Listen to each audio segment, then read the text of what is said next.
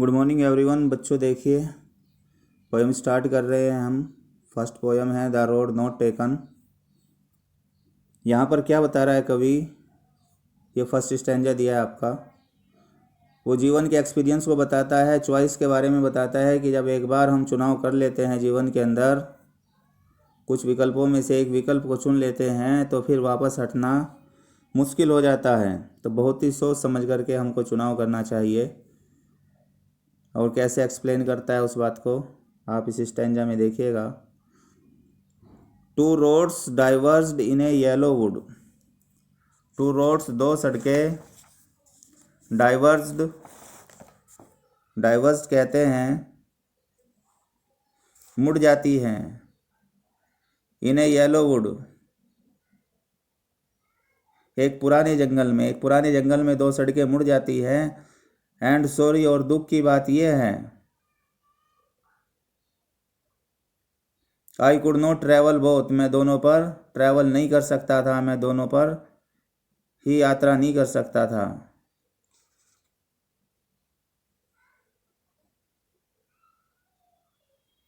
And be one traveller long, और अकेला यात्री होने के कारण लॉन्ग आई स्टूड, मैं बड़ी देर तक खड़ा रहा। And look down one as far as I could, और रास्ते की तरफ देखता रहा जहाँ तक नज़र जा सकती थी। एंड लुक डाउन, और देखता रहा नीचे उस रास्ते की तरफ, वन एक रास्ते की, एज फार एज जहाँ तक भी,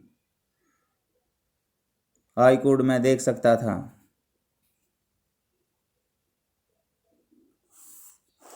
तो यहाँ तक क्या बताया है उसने?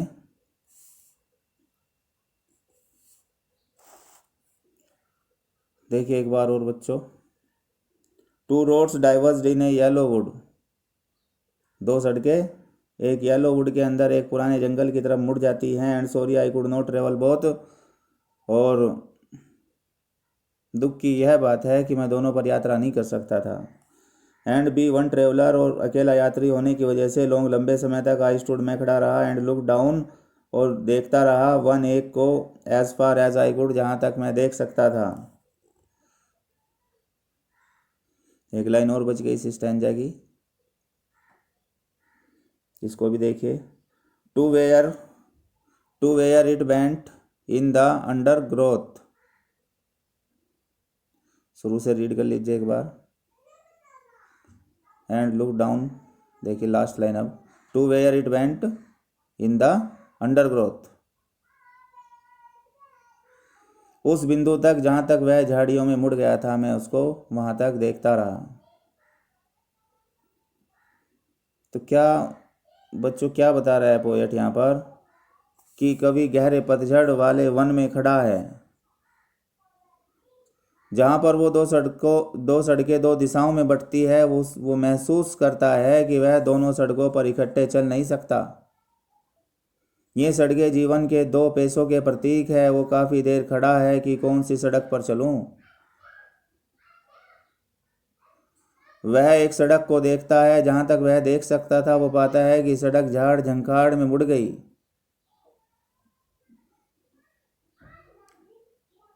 झाड़ झंखाड़ अनजान और अनाधिकृत संसार का प्रतीक है। कवि स्वयं को एक उलझन में पाता है, क्योंकि वह जो कुछ उसका दिमाग चाहता है उसका पीछा नहीं कर सकता। तो कवि यहाँ पर जीवन के दो विकल्पों को बता रहा है कि दो विकल्प हैं, उसमें से किसका चुनाव करूं। फिर बस सोचता रहता है, खड़ा है, सोच रहा है कि कौन सा अच्छा है कौन सा खराब है, क्योंकि उसको पता है एक बार अगर चुनाव कर लिया एक रास्ते का तो फिर वापस दूसरे वाले पे मुड़ के नहीं आ सकते। जो पेशा एक बार जीवन में अपना लेंगे उस पे से वापस हटना बहुत कठिन होता है। इसलिए ये चीज़ हमको बहुत ही सोच समझ करके निर्णय लेना पड़ेगा। अब देखिए बच्चों, सेकंड स्टैंजा में कवि क्या कह रहा है। सेकंड को स्टार्ट करते हैं। देन टुक द अदर फिर मैंने दूसरे रास्ते को चुन लिया। देन टुक द अदर, फिर दूसरे रास्ते को चुन लिया। जस्ट एज फेयर, यह भी उतना ही अच्छा था। जस्ट एज फेयर, यह भी उतना ही अच्छा था। And having perhaps the better claim, और शायद उसका अधिकार मेरे ऊपर अधिक था, या शायद उसका अधिकार मेरे ऊपर अधिक था। बिकॉज इट वॉज ग्रासी, चूंकि यह हरा भरा था। एंड वांटेड वियर, और घिसा हुआ नहीं था। दो हालांकि as for that the passing there, यहाँ तक वहाँ से गुजरने वाले लोगों की बात है, जहाँ तक वहाँ से गुजरने वालों की बात है, had worn them really about the same, दोनों ही सड़कों से लोगों ने उन पर चलकर उन्हें वास्तव में समान रूप से घिसा दिया था। हैड वॉर्न, घिसा दिया था। देम, उनको। रियली, वास्तव में अबाउट द सेम, समान रूप से, दोनों को ही समान रूप से घिसा दिया था। तो बच्चों, यहाँ पर कवि जो है उस सड़क पर अर्थात उस पेशे को चुन लेता है जिस पर कम व्यक्ति चले या उसे कम लोगों ने अपनाया है। वो सोचता है कि इसका हक अधिक है क्योंकि ये घास से भरा हुआ है और इस पर चलने की आवश्यकता है। स्वतंत्र मन और आत्मा रखते हुए कवि अपना रुख बदल लेता है और पाता है कि दोनों सड़कों पर समान व्यक्ति चले हैं। अप्रत्यक्ष रूप में इसका अर्थ यह है कि उसका चुनाव दूसरे व्यक्तियों ने भी किया है। तो पहले तो कभी यही सोचता है कि उसने ऐसी सड़क को अपना लिया, ऐसे रास्ते को, ऐसे विकल्प को चुन लिया जो किसी और ने नहीं चुना, लेकिन बाद में पता चलता है कि नहीं, इसका चुनाव किसी और ने भी किया है। ये स्टैंजा कंप्लीट हो गया बच्चों। अब हम बात करते हैं थर्ड स्टैंजा की। थर्ड स्टैंजा देखिएगा आप।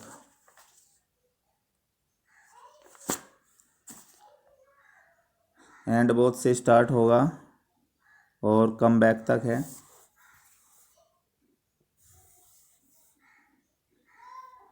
चलिए शुरू करते हैं। And both that morning equally lay in leaves no step had trodden black and both that morning equally lay, और उस सुबह में, दैट मॉर्निंग, उस सुबह में, एंड बोथ, दोनों ही, अर्थात दोनों सड़कें, दोनों रास्ते, इक्वली, समान रूप से, ले, ढके हुए थे, इन लीव्स, पत्तियों से, और उस सुबह दोनों सड़कें समान रूप से ऐसी पत्तियों से ढकी थी। कैसी पत्ती? No step has trodden black, जिन पर अभी तक किसी ने पैर नहीं रखा था। No step has trodden black, जिन पर अभी तक किसी ने पैर नहीं रखा था।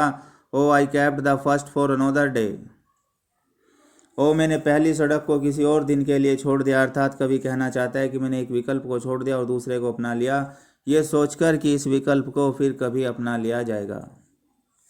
अर्थात ये मैंने सोच लिया कि इस सड़क पर फिर कभी यात्रा कर लूँगा। Yet नोविंग how way Leeds on two way, फिर भी क्योंकि मैं जानता था कि एक रास्ता कैसे दूसरे रास्ते पर ले जाता है। हाउ वे लीड्स, कैसे ले जाता है रास्ता, ऑन द वे, दूसरे रास्ते पर। आई doubted if I should ever come back, मेरे मन में संदेह था, if I should ever come back, कि शायद मैं कभी वापस आऊं। तो कवि कह रहा है जी, मेरे मन में संदेह था कि मैं शायद ही कभी वापस आ पाऊं। अर्थात जिस सड़क पर यात्रा करने का विचार फिर कभी का था, उस पर शायद कभी यात्रा नहीं कर सकूंगा। एक बार जब किसी विकल्प को चुन लिया जाएगा तो फिर उस विकल्प से हट करके पहले विकल्प पर आना बहुत ही मुश्किल कार्य हो जाएगा। तो यही बात लिखी है यहाँ पर। And both that morning equally lay in leaves no step had trodden black, oh, I kept the first for another day, yet knowing how well it's on to way, I doubted if I should ever come back.